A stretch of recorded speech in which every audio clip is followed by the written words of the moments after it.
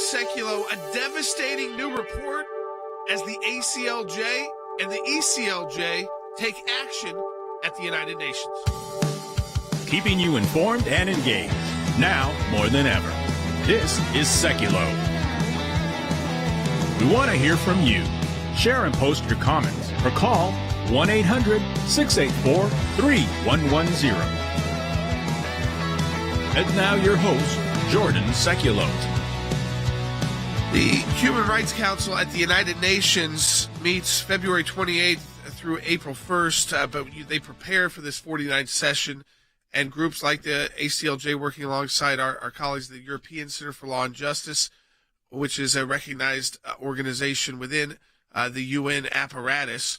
We have put together countries which we believe desire particular attention by the UN Human Rights Council.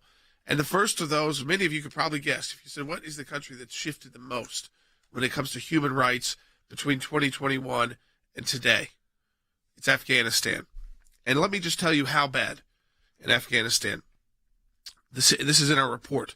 We also did reports on other countries as well. We'll go through some of those: Nigeria, Myanmar, Pakistan, where we have an office, India as well. But the situation, this is from our report, quoting it, the situation for Christians has become so dangerous under Taliban rule that in its 2022 World Watch List report, Open Doors listed Afghanistan as the worst place. Think about that. The worst place for Christians to live in the entire world. Now, if you said, well, it's always been, it was a war zone and we had troops there, we had 2,500 troops there, and girls were going to school. Was it perfect? No. It was never on the number one on this list.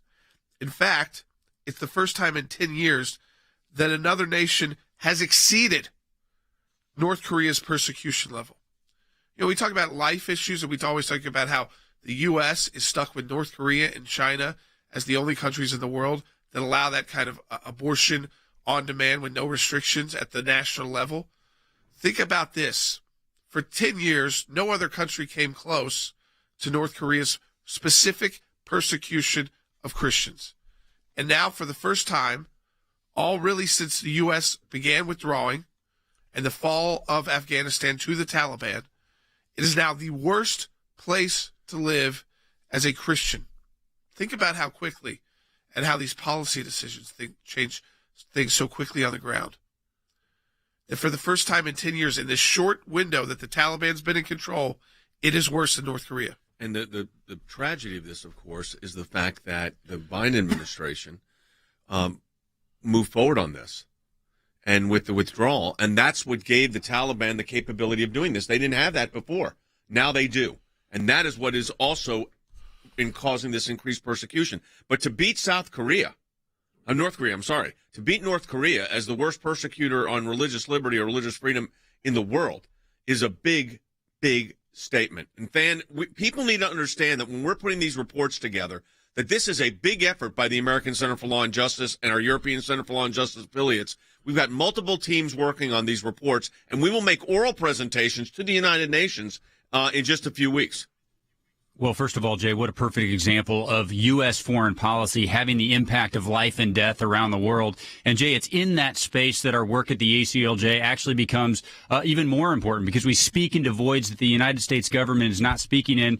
But, Jay, you're right. I mean, this takes a big team to pull off. And I want to get into some of the details in a later segment, but you talk about legal efforts on the ground with our affiliate offices. You talk about advocacy at the United Nations, at the Human Rights Council. And then you talk about taking action, working with partners on the ground to actually make things happen. Jay, takes a lot of people, takes a lot of resources, but again, life and death impact based on these actions that were taken. You know, folks, the ACLJ is able to do all this work. We work in partnership with the European Center for Law and Justice. When we go through the report on Pakistan that we did, every case that we're talking about is a case that we're directly working on through our office in Lahore, Pakistan. We need your financial support at the ACLJ to continue this work. Donate today at ACLJ.org. That's ACLJ.org. Donate today. Support our work. That's ACLJ.org. And you can see all these reports that we're doing. Reports, but we're on the ground doing these cases. Remember that.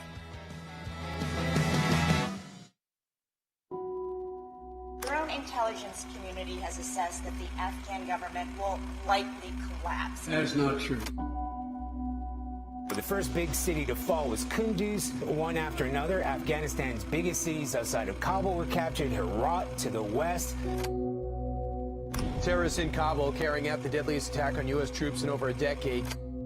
Afghanistan is lost.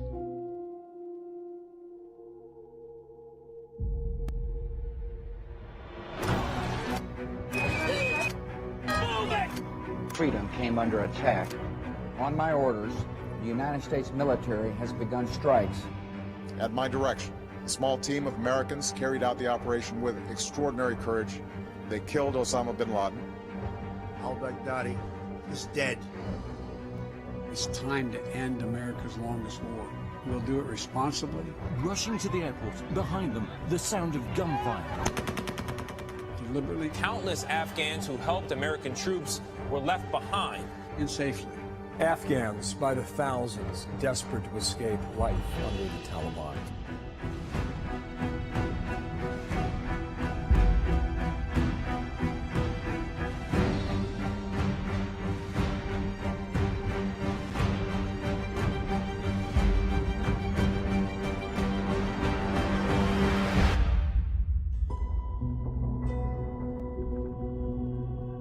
Ultimately, we're dealing with an ideology.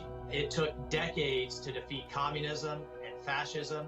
It's going to take a long time to defeat the idea of Islamic extremism. This Islamist jihadist threat that is posed to us, the American people, our country, they're very much alive and well and thriving.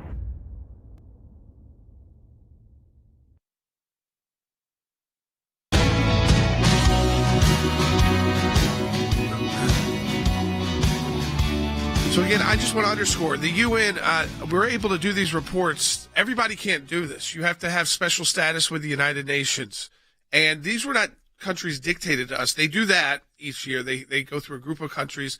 They call it Universal Periodic Review. That's of every country in the world. What's their human rights situation? What's their situation for all these different kinds of human rights? These are countries we've decided that the UN Human Rights Council must take particular concern and pay specific attention to. Now, I want to underscore, when we write about these, in some countries, we're not on the ground. It's true. Like in Myanmar, we're talking about the situation there, but it is that bad. But, for instance, in Pakistan, yeah, we're on the ground. We have an office. Every single violation, and what the UN likes is specific. They don't like always just hearing, oh, this is the worst place now. They need cases. They need individuals. Facts. And you understand that, folks. If I tell you a place is so horrible, but I can't give you a story about how it's affecting an individual and their family, it's a lot tougher to really, take in and understand.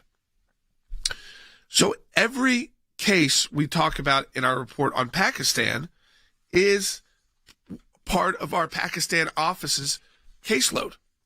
So these are our actual cases. And as we note, this is how that report begins.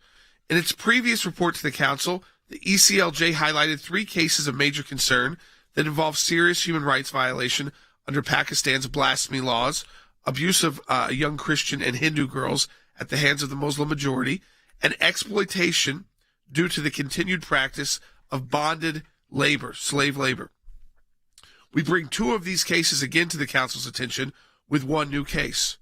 All 3 require immediate intervention as Pakistani authorities have failed to provide justice. Now, this is a country that has systems in place that can do the right thing. That's right. But you've got to push and push. One of the reasons why you have to push so hard is even the judges and prosecutors, their life can be in jeopardy. No, it's because the corruption is significant, and there's all kinds of radicals. Yeah, and there's radicals running it. But what is important to point out here, both in Afghanistan and the situation in Pakistan, is that lives are on the line here. So when we're putting these reports together, this is not just merely putting together some information that might be interesting to the United Nations.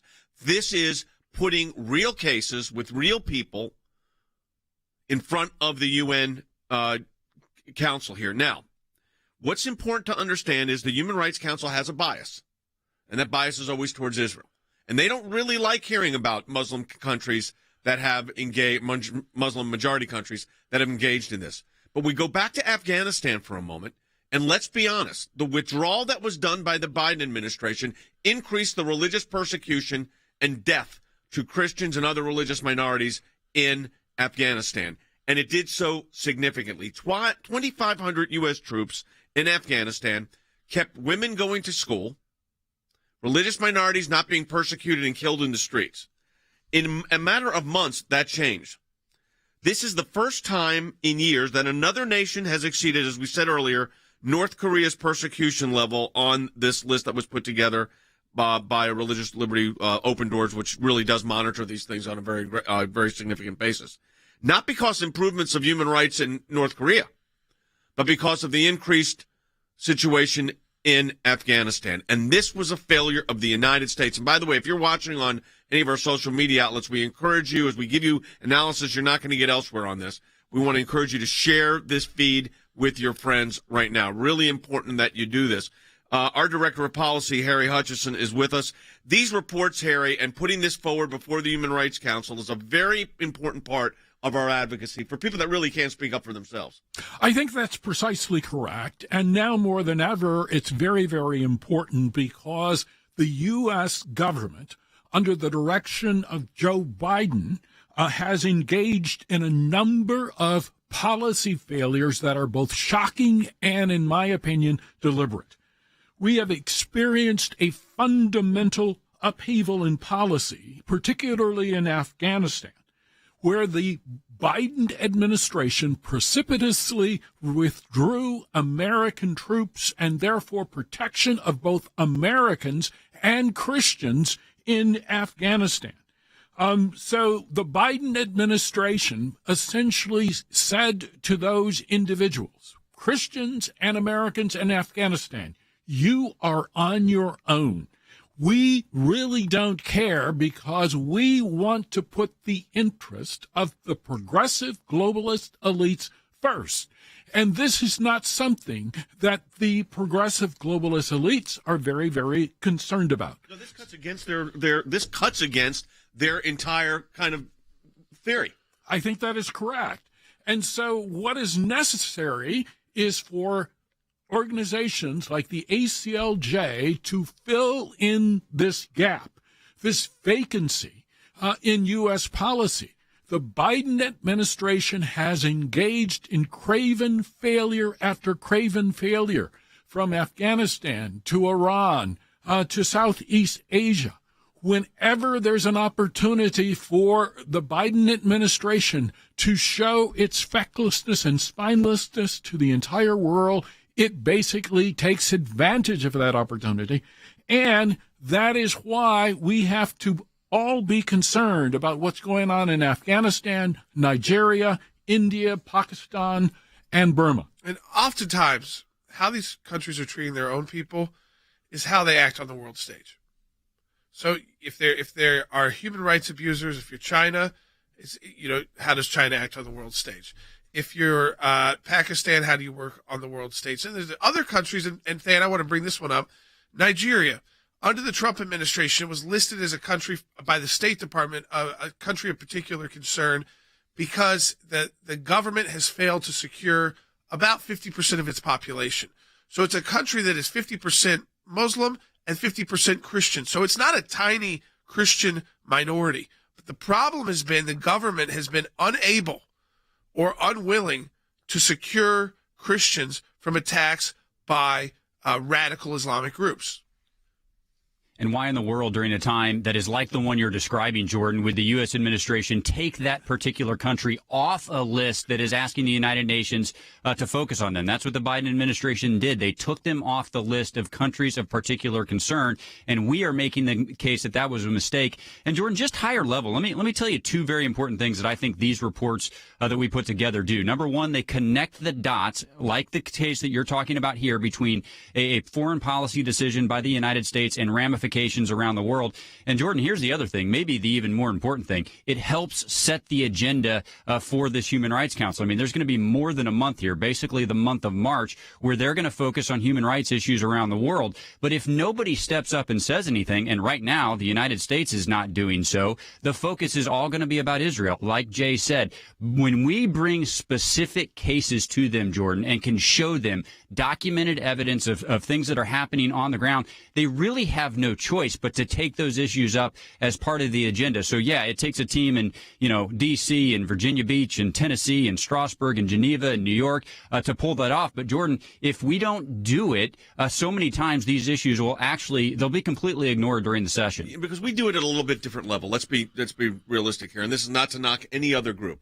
Okay. I want to be very clear on that. We do it at a very different level. We engage it both in writing, because we have offices on the ground in some of these countries, but also in oral interventions. You've done them, I've done them, Than's done them, our team in Strasbourg has done them. It's important to be front and center on that, because what that does is enable us to report firsthand. And what we're doing is getting actual action from this. Yeah, we've had people released from prison because of our advocacy at these levels. That's right. And, Secretary Pompeo, he's going to be joining us next. Putting people like that on our team, former Secretary of State for the United States of America. He also headed up the CIA for America, so you got this intel plus diplomatic background. Rick Grinnell, who's got the diplomatic background first as an ambassador, spent 10 years at the UN before that, then went into intel as acting director of national intelligence. Putting that team together, while we've been building on this decades-long work at the United Nations and speaking out on these issues, not allowing these countries to go and act like everything in their country is fine. We call them out.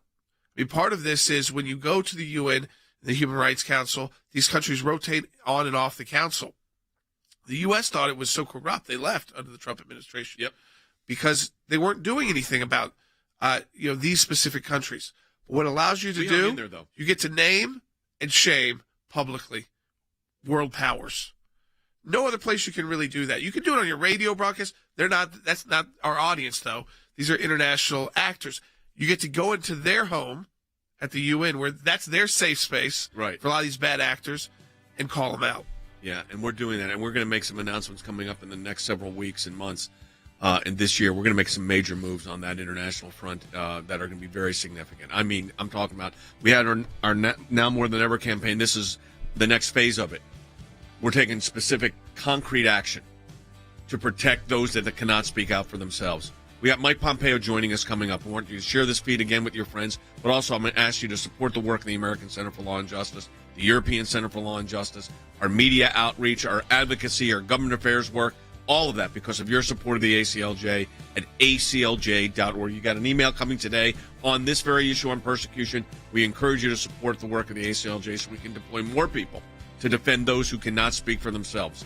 aclj.org.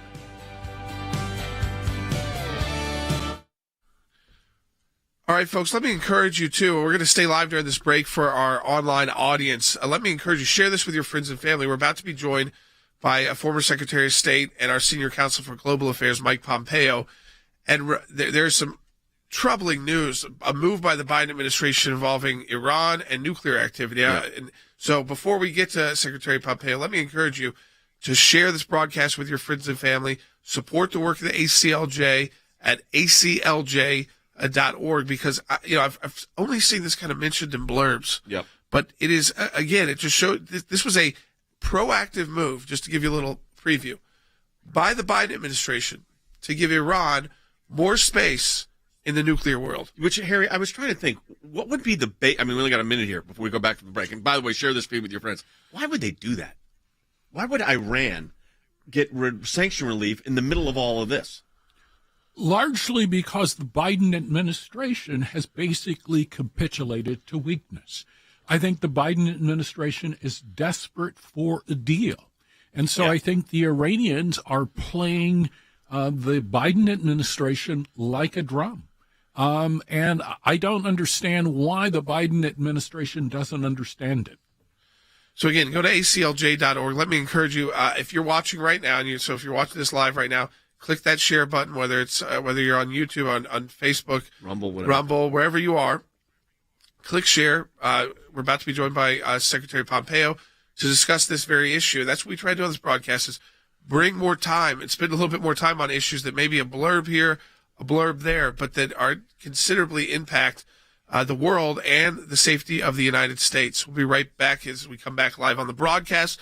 Continue to share it with your friends and family and support the work of the ACLJ at aclj.org. Here we go.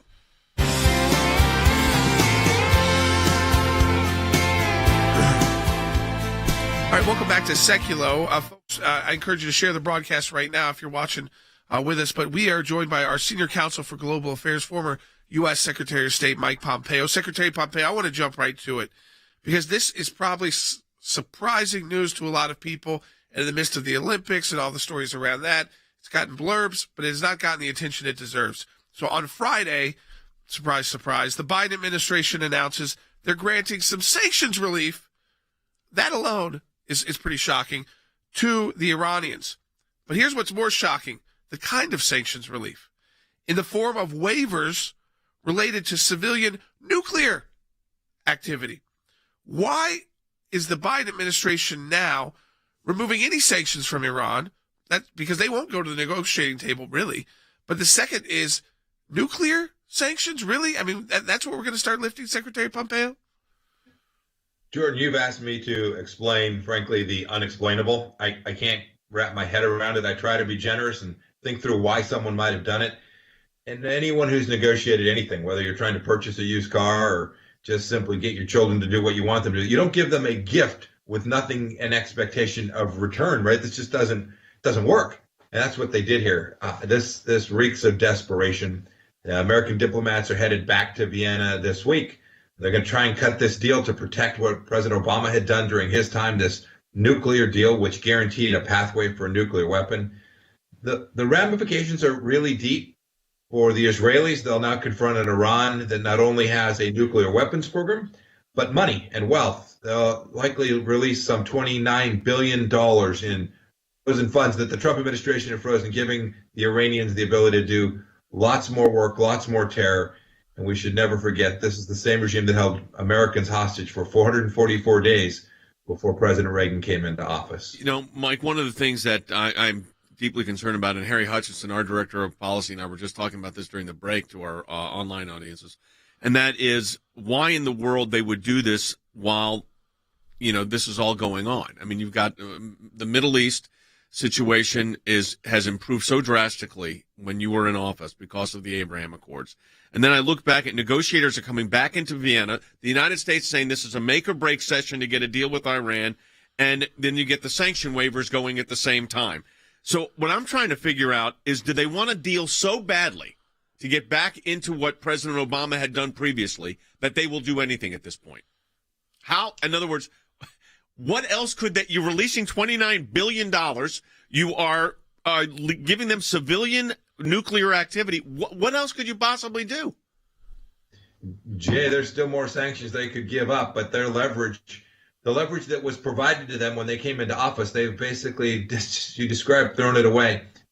This has deep ramifications too. More broadly, it's bad for Iran. It's bad for the Middle East. Your point about the Abraham Accords is exactly spot on. If you're the next country thinking about making friends with Israel, and the American administration is playing footsie with the Iranians, you're less likely to recognize Israel as the rightful Jewish homeland. This is also being watched by Putin and Xi and Chairman Kim. They can see that if you negotiate with the Americans and just hang on for a bit, they'll give you what you want. It's incomprehensible to me to think that the administration, the Biden administration, could have believed this would further America's interests vis-a-vis Iran or any place else in the world. It seems like it would have furthered the interest, though, of China and Russia and other European companies who are willing to turn a blind eye. And we've seen German companies who were sometimes responsible for building some of these early nuclear facilities into the mountains and helping build those. But then at a time when we were talking about Chinese genocide and the Olympics, that kind of focus, there's even that focus about where did that Uyghur athlete go who was in the opening ceremonies, has not been, the press hasn't had an opportunity to speak to her. But at the same time, we're talking about more sanctions on Russia. We have, because of Ukraine specifically, If we're going to be sanctioning Russia, but at the same time opening up an entire new financial incentive for them in Iran. These are all deeply connected. The world saw Xi and Putin stand together at the opening of the Genocide Olympics. We saw them cozying up to each other, essentially posing a challenge to the West, to the United States, and to Europe, and to India, and to Japan and South Korea, saying, all right, here's our team. This is what we look like. This is what authoritarianism looks like. This is what the denial of basic human rights. This is what the denial of any religious freedom. This is what it looks like. What are you prepared to do about it? And when the answer to that is allow them to shut down a pipeline here in the United States where gasoline flowed, do nothing, to let them build Nord Stream 2 and put Europe more at risk, and now to hand the Iranians a gift. I think these dictators, these bad guys, think they can run the house. And I pray that that's not the case for these next 3 years. You have a piece up at the at ACLJ.org. The Biden administration's weakness is on full display in Ukraine. There are conflicting signals coming out of the administration on all of this. I am perplexed, to say the least, of whether it's something we really think is imminent. This morning it was imminent. Over the weekend they said maybe not so imminent, but then Jake Sullivan said, oh, imminent. Could be any day now, but that's not imminent. That's what Jen Psaki's answers to that is, well, that doesn't necessarily mean imminent. What do you think we're actually looking at here? Is Putin going to make a move, and is there going to be any response at that point, or should the responses be now? Let me take them in reverse order. We should have established deterrence before. It's awful late in the game to try and get back on our front foot. To catch up is really, really hard when it comes to deterring someone like Vladimir Putin. Second, I haven't seen the latest intelligence. I don't have access to that anymore. But for all the world, it looks like Vladimir Putin is going to be enormously coercive. The number of soldiers, their preparedness, the amount of equipment that's moved not only into Western Russia, but into Belarus, what's happening in the Black Sea with the Russian Navy. That looks like Vladimir Putin's going to extract something from the West, whether that's some piece of Ukraine or a deal in Syria or a bunch of money that has been frozen or somebody's sanctions lifted. I don't know what his ask will be in the end, but boy, this is something I don't think Vladimir Putin would have done had he known that he had an administration of America that was prepared to lead. You know, our European Center for Law and Justice, Secretary Pompeo, kind of final question for you. We just did some reports on specific countries that we believe the Human Rights Council needs to pay attention to. One of those, of course, top of the list, Afghanistan. But the reason why we focus on Afghanistan is the significant change, how it's going backwards so quickly. And we focused in on an open doors report. For 10 years, North Korea has been the number one abuser of specifically of Christians' human rights. They've been number one, the worst, for a decade. No one even came close. And in less than a year, Afghanistan has taken that unfortunate place as the number one worst place in the world to live as a Christian. And I think it underscores the way the withdrawal occurred by the Biden administration and empowering the Taliban has led to this disaster now for Christians living in Afghanistan. Jordan, I don't think for one moment President Biden and his team considered the human rights ramifications of the departure. I think they were simply determined to get out willy-nilly, no conditions, just we're going to go, and whatever happens after that, not my problem. I think President Biden hasn't mentioned Afghanistan in months in a formal setting to a group to talk about the things that they're working on. We know there's still Americans and those who supported America who are there. I'm working with a group of folks to try and help get them out. Yep. And you're right. Christian persecution in Afghanistan today rivals North Korea. And what's happening in Nigeria to Christians, yes. This is one of the most dangerous places in the world for Christians. And the United States has not done its basic duty to do all that it could to protect them. And Secretary Pompeo, we filed also at the UN on Nigeria, as well as the situation in Afghanistan. We have an office in Pakistan and report on those cases. Thank you for your insight, as always. Again, folks, this is why you support the work of the ACLJ. We're not just talking about it, we're taking action. ACLJ.org. Back with more in a moment. For more than 30 years, the ACLJ has been fighting for freedom and liberty in the United States and around the globe. Secretary of State Mike Pompeo is urging Turkey to release detained American pastor Andrew Brunson. This morning, Pastor Andrew Brunson, who was imprisoned in Turkey for nearly 2 years, has been let out of jail. The ACLJ was at the very center of making the world aware of the plight of Pastor Brunson. They raised awareness of this, and then the administration took this very seriously. In my time in service, both as the CIA Director and as Secretary of State, I watched the good work that the ACLJ was doing here in the States and all across the world. Well, I'm very happy to announce that former Secretary of State Mike Pompeo is now a senior counsel for global affairs for the American Center for Law and Justice. The work that we do will save lives and protect America and keep us free and safe and strong. Your support of the American Center for Law and Justice, we're able to address these issues and take action. The ACLJ today is needed now more than ever. Keeping you informed and engaged, now more than ever. This is Sekulow. And now your host, Jordan Sekulow. Welcome back to Sekulow. We are taking your phone calls now to 1-800-684-3110. I know that was a packed-in first half hour. There wasn't a lot of time to take your calls, but we're going to open up the lines now, 1-800-684-3110. One of the issues I wanted to kind of expand on a little bit, too, because we brought it up with Secretary Pompeo. We didn't really talk much about it before he came on. So I want you to understand kind of the setup. The U.S. is right now talking about massive sanctions on Russia if they invade Ukraine. I'm not saying that's bad, by the way. I think the sanctions should go into place before, because that's how you would prevent it. You can't just threaten, especially when you come from an administration that's drawn red lines, that's drawn lines in the sand before, which Biden comes from the Obama administration and a lot of his advisors who did that in Syria. So are they really feel the threat unless you do the sanctions preemptively? But all that being said, at the same time we're talking about these massive sanctions on Russia and everything is blamed on Russia. We gave sanctions relief to Iran. $29 billion. And not for like their medical needs, not for like some food that they need for their own people or something like that. No. These are relief from nuclear activity. They are now allowed to go to the world, sell and purchase, without threat of U.S. sanctions, quote-unquote civilian nuclear uses. So they can export their nuclear technology, but what does it also mean? They can buy Russia, China, and other countries' nuclear technology, so long as it's quote-unquote civilian.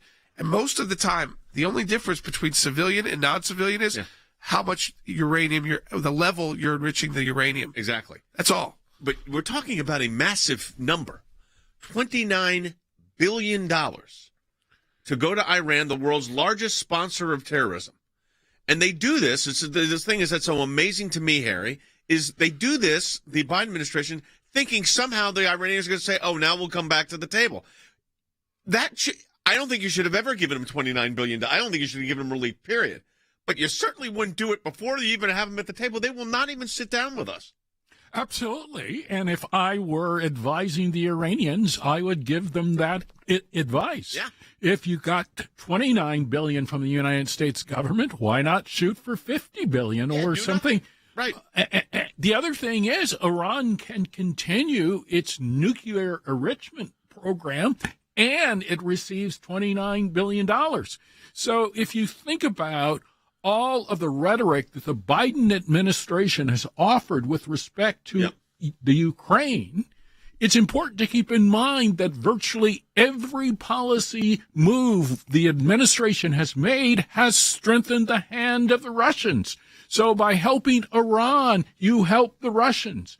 The Biden administration removed sanctions on the Nord Stream pipeline.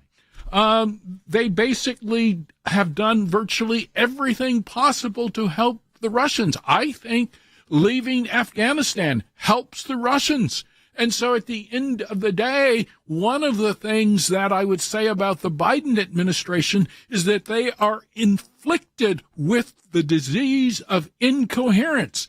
They don't really know what they are doing. And I think the capper here is $29 billion to Iran. To maybe get them back to the table. To maybe. Right. I mean, Than, what is the reaction? I know we're quick on a break here. What is the reaction in Washington on all this? Because it is absurd. This is that really there's absurd. Literally Yeah, Jay, the reaction is that there's literally only one reason that you would do this at a time when you know what Iran is doing. The only reason, Jay, that you would release the waivers, you would relieve that pressure, is because you've chosen the narrative over the facts on the ground. Jay, there's no other explanation for it.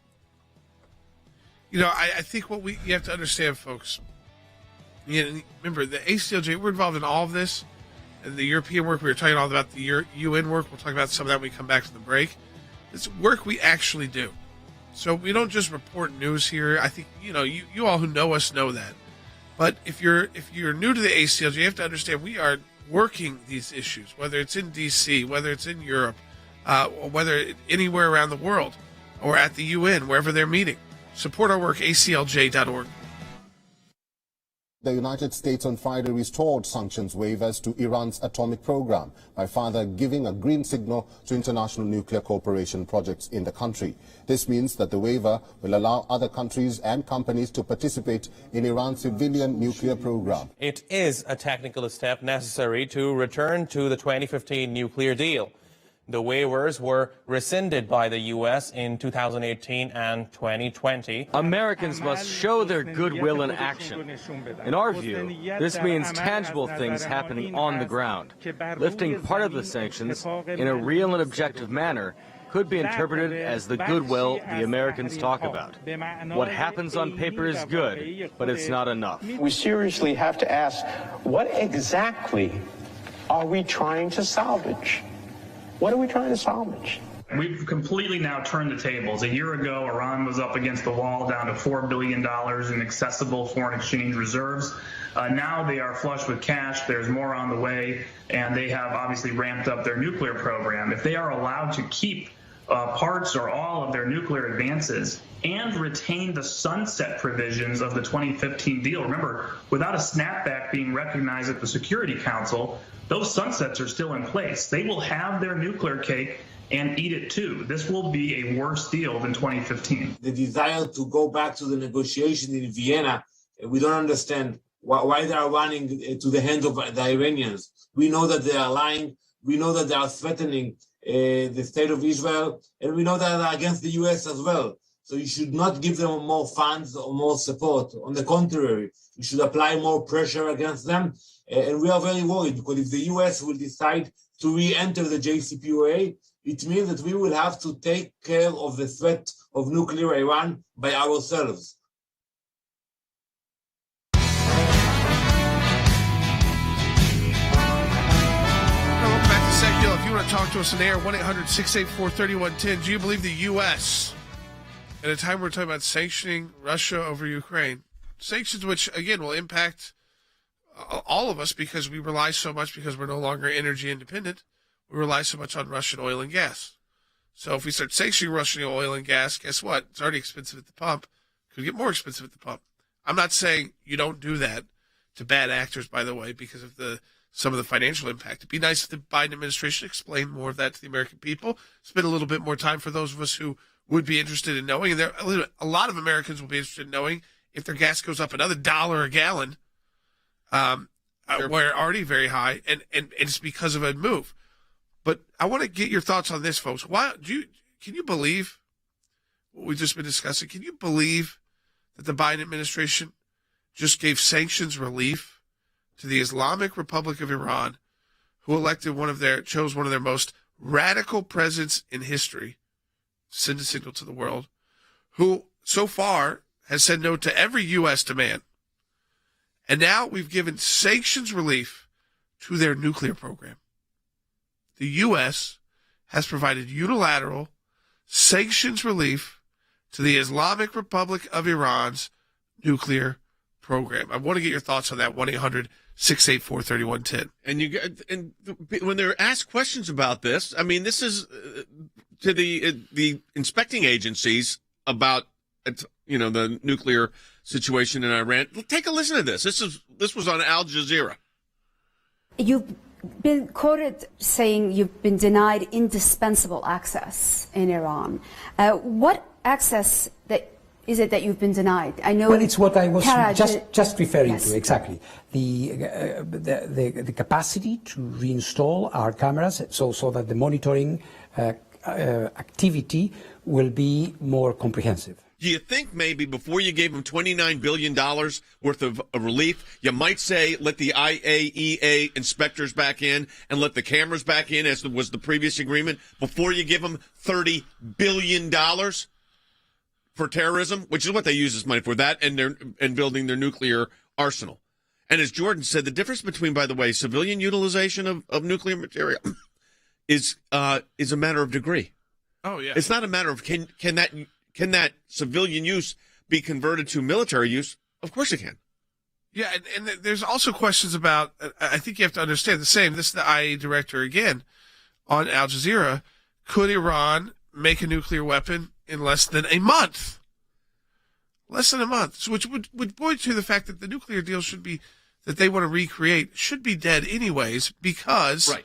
if you can get a weapon in less than a month, there's no deal to be had. But take a listen, Bite 2.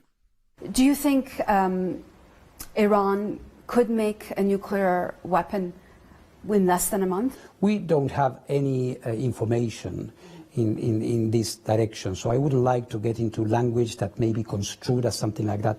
What we say is that the amounts of material are growing, that this is material at very high level, and of course, this is something that has to be looked at with a lot of care. Okay. So here's my question, and this is why the American Center for Law and Justice and our affiliates around the globe exist, man. And that is this. Where is Washington? Other than stroking checks for $29 billion, which is basically what you did when you give them sanction relief, $29 billion to the Islamic Republic of Iran. The IAEA inspector says, well, could it be in a month? I don't know. We don't know because we don't have the data. But the idea that this is going on not under the nose of the Biden administration, they are promoting this. It's their idea, Jay. I mean, they gave the game away before they even sat down at the table. The whole idea was to return to the JCPOA regardless of what the facts were. I mean, Jay, the idea that the burden of proof to show that Iran is not on the cusp of nuclear weapons resides with anyone other than the Iranian people. I mean, the idea that the IAEA would say, well, we don't know, and that would be good enough for the Biden administration to re-engage is just appalling. But, Jay, here's the other thing. I think there is a thread here, and Secretary Pompeo touched on this, but it's not just Iran where the Biden administration gave the game away before they even sat down. The point to engage Russia, where you had leverage, was before they got the solace of the Chinese. I mean, look, an economic sanction there now, Jay, does so much less 2 months later now that President Xi has already stepped in that gap. But this is the way that the Biden administration has engaged with foreign affairs. They choose a narrative. It's one of appeasement, and they take any deal that's on the table, even if the deal is we don't really know what's going to happen in a month. But there is no deal on the table. I mean, this is what's so absurd. They're giving them $29 billion. There is no deal. This hopefully gets them back to the table. Yeah, I mean, I think that this, again, back to what table, for what purpose, even if the IAEA inspector, the director general, who again is diplomatic there, but he's being honest. They have no cameras there. They have no access. But he said based on what they've got, I mean, it's growing at a very high level. So he didn't want to say, yeah, they can have a bomb in a month, but that is the world's feeling. So what are you going to do with this deal? Do you really believe you can delay that? Of course not. And have any impact on it whatsoever? And by the way, who are the other good actors that are really going to get involved there? Russia and China? Remember, they're part of that process. Now can do business with Iran when it comes to nuclear activity. Well, that's exactly who's going to benefit on this. I was just thinking about this, Harry. This $29 billion is not just a boon to the Islamic Republic of Iran, but it's also a boon to Vladimir Putin and President Xi.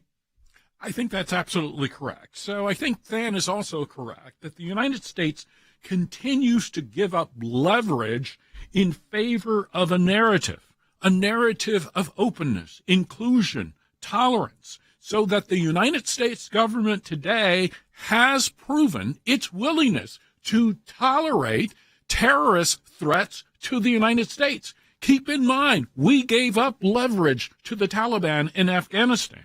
And so I would say that with Wendy Sherman and Jake Sherman and others in the administration, what we are dealing with are toddlers who are willing to appease Iran, China, Afghanistan, the Taliban, you name it, basically then they want to return to the American people and say, we enjoy the smug moral superiority of globalist elites who are willing to praise our willingness to be spineless at the end of the day. But here's what I think that's important for people to understand, and that is what we do here at the American Center for Law and Justice. We don't just talk about these issues. I'll start with Than, then go to Jordan. Than, the fact of the matter is, on all these, whether it's Iran, whether it's Pakistan, or abuse in Afghanistan on Christians, we are front and center on this, not just talking about it, taking direct action at the highest level of international tribunals. Yeah, Jay, Secretary Pompeo said that the Biden administration didn't even consider human rights when they were withdrawing from Afghanistan. Well, guess who did? Well, we did at the ACLJ, and we didn't just consider it. We prepared to file a report at the United Nations. Jay, this would have been ignored at the Human Rights Council. I really do believe it, unless those of us who laid the groundwork to have consultative status put evidence in front of them and force them to look at what has happened. And now that Afghanistan is the worst place in the world for Christians to live, can you imagine a Human Rights Council going by without it being addressed? I really do think that would have happened, Jay, except for this. We've put the evidence in front of them. We've compiled the team to make it necessary. We've put it on the agenda, and now they're going to have to consider it. And this is all while on the front page of the New York Times website is Macron making basically last-ditch effort with Putin because Europe is at a critical crossroads. Anytime you hear critical crossroads, Europe, Russia, this is not a good thing. No, it's, again, a potential... And again, is it potential? Is it imminent? Is it a part of Ukraine? Is it all of Ukraine? You know what the reports are, the 50,000 people dead. Yes. 5 million Ukrainian refugees, mostly to Poland, which is a country that would have to have significant preparation and world assistance. That's why we move troops there, maybe. Maybe, but a few thousand troops is not going to do it for 5 million people. And that will be, again, to allow that kind of action to occur in Europe in 2022, 5 million displaced Europeans, 50,000 dead because of conflict. That includes Russian troops too, as well. But again, I mean, that kind of conflict is not happening in Afghanistan. It's not happening in Iraq. It's not over. It's not somewhere where you sin. I mean, this is in Europe. And you've got all these last-ditch efforts. But at the end of the day, these last-ditch efforts are occurring only because the U.S. was unwilling to get these countries like France and Germany all on board together. Right. The lack of being able to put together a unified presentation, a unified front on this has been, frankly, devastating. It's been a total diplomatic mistake. And remember, I quote that often, Disraeli said, diplomacy can be war. Just without bullets, but you can get results. But you have to have power behind it, and we don't. Now, here's what we're doing. We're taking direct action on all of these things. We're getting to the bottom of it, and we're getting action. We're taking it to the highest level of tribunals.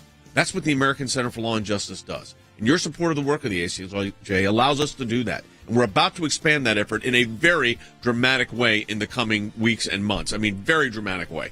Your support of the ACLJ is really important. We encourage you to do that at aclj.org. That's aclj.org. Now, last segment of the broadcast, we take your calls, questions on any of this. Comments are already coming in on our social media platforms. We'll get to those as well. 1-800-684-3110 if you want to talk to us on air. 800-684-3110. New concerns about a potential Russian invasion of Ukraine. New satellite images show that Russian troops in Belarus have moved closer to Ukraine's border. In fact, they are now just about 30 miles away. If Vladimir Putin decides to invade, ABC News has learned the U.S. believes it would likely be in the coming weeks during what is usually the deepest winter freeze here. The hard ground would make it easier for tanks to navigate the rugged terrain. And the Russian military has released this video showing a pair of long-range nuclear-capable bombers on patrol over Belarus. Residents in Kyiv are preparing for battle. That U.S. intel assessment warning this city could fall in a matter of days. The potential toll immense. 25 to 50,000 Ukrainian civilians could die, and another 1 to 5 million may be forced to flee their country. Meanwhile, dozens of elite American airborne troops have arrived in Poland to protect that country. And the U.S. says that Russia could invade Ukraine any day, but Moscow does insist it has no plans to do so. We're in the window where something could happen, that is a military escalation, an invasion of Ukraine could happen at any time. Ultimately, he's going to make that decision by himself. It became clear to me from the briefing that he's not going to take input from others. He is a predator. He's going to see what it costs him and what he gets. And if we put biting sanctions in place right now, without delay, before an attack, then those will be financial, as well as make sure Ukraine has the weapons that they need to defend themselves. That's not U.S. troops. That's Ukraine defending themselves with first-class weapons. Then that will make Putin think twice. Putin has rescheduled a long-standing nuclear exercise usually held in the fall for later this month. The last time he rescheduled this exercise was in 2014 when he invaded Crimea.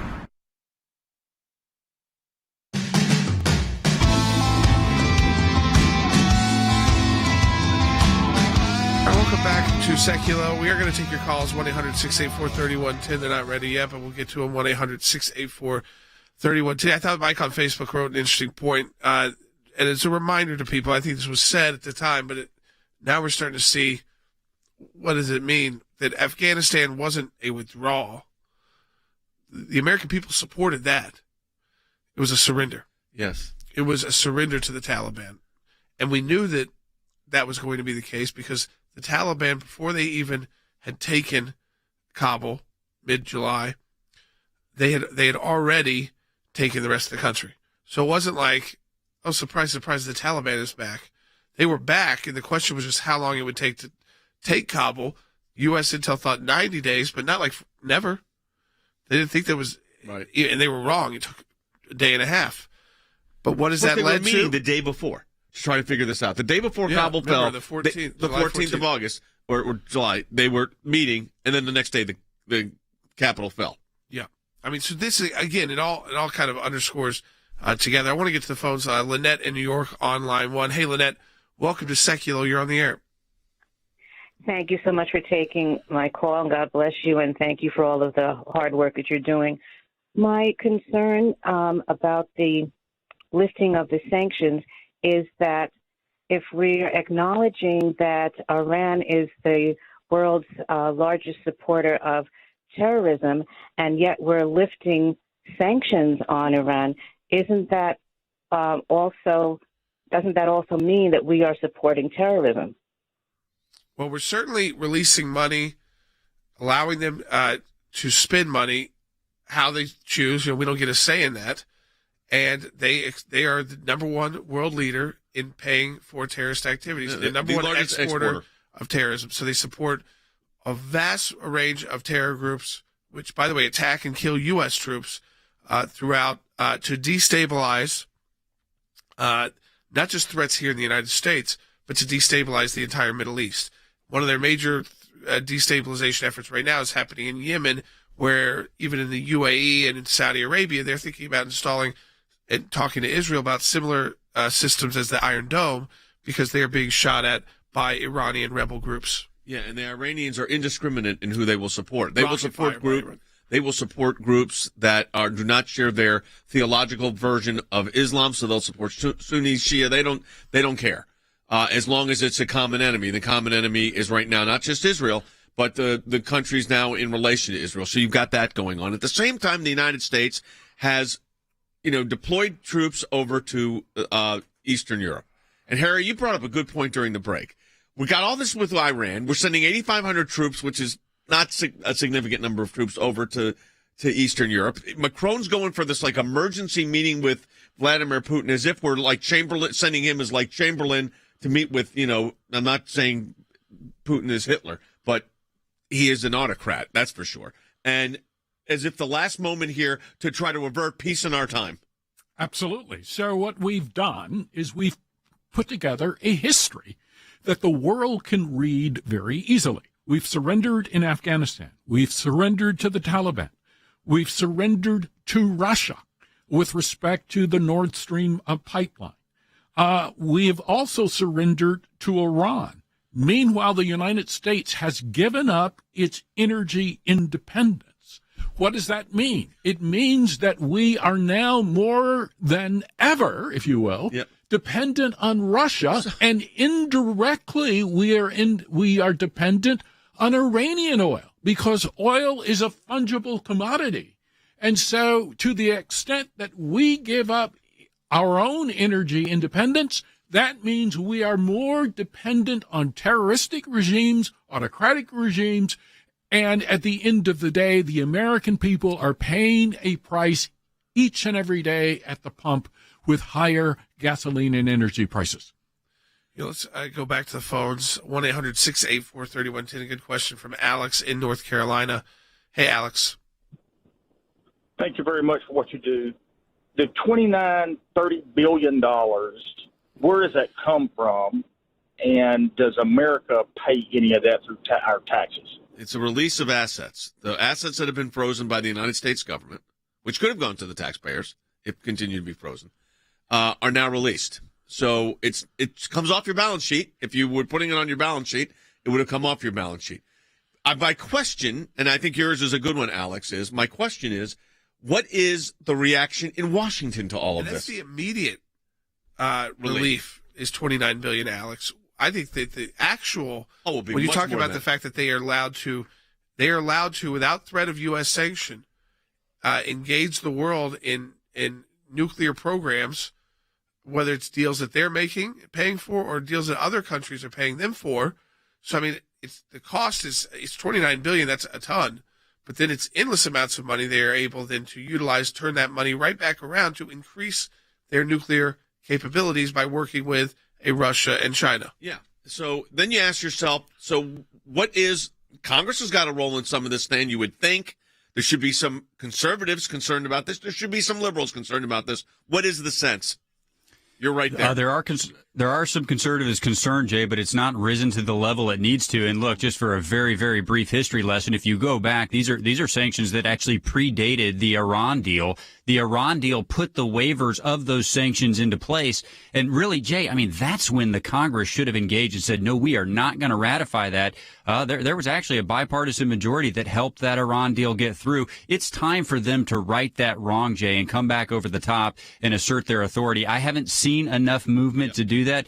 And the last thing I would say, Jay, on this, I mean, to Lynette's question, does it directly fund terrorism? Well, maybe not. But, Jay, it certainly emboldens Iran and gives them a sort of tacit permission to continue their track of terror. I'd like to give them $29 billion of assets here so they can release $29 billion of assets someplace else. So, I mean, that's just what they do. Our friend, former ambassador to the United Nations for Israel, Danny Danone, was interviewed about this, and we'll get him on the broadcast this week. He's now the president of World Likud. Take a listen to what he had to say. 16. The desire to go back to the negotiation in Vienna, we don't understand why they are running to the hands of the Iranians. We know that they are lying. We know that they are threatening the state of Israel, and we know that they are against the U.S. as well. So you should not give them more funds or more support. On the contrary, you should apply more pressure against them. And we are very worried because if the U.S. will decide to re-enter the JCPOA, it means that we will have to take care of the threat of nuclear Iran by ourselves. There's always stories about that, too. And Israel's been very upfront and unified as a government, regardless of who the leader is currently, and say we will not allow them to have the nuclear weapon. Right. So if they are a month away, you could be also talking about not just action by Russia, Ukraine, but unfortunately the need to take potential military action by Israel. Not invading Iran, obviously, but significant military action, which could then have a significant Iranian response. They've got missiles that can hit Israel. And it's all because how poorly the U.S. has botched this. Rewind back to the Trump administration. Iran was weak. It was like on their knees, begging the world for food. When you can't feed your people, you're not worried. Your nuclear program is not going anywhere. Israel was able to hack, we think it's Israel, was able to hack into their program, and the centrifuges started blowing up on their own. So, that's what it was when they were under severe sanction. Now, we're lifting sanctions on their nuclear program. This is why you have to have an American Center for Law and Justice. We give you the analysis. We give you action items. Go to ACLJ.org. Support our work. Sign up for our social media platforms wherever you can. ACLJ.org. That's aclj.org. You become part of the team.